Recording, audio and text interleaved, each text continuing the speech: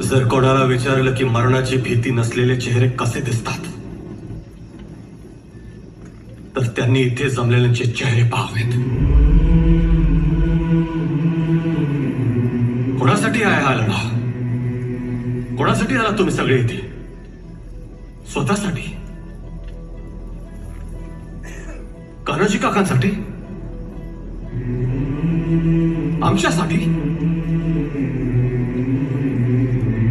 आम्ही सांगतो, ज्यांचा हसरा चेहरा पाहून तुम्ही रोज घर सोडता, हा लढा त्या चेहऱ्यांसाठी आहे.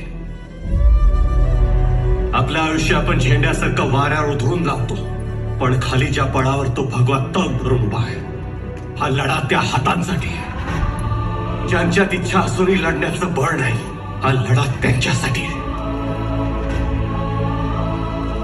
ज्या अंगणात आपली पिकं खेळतात,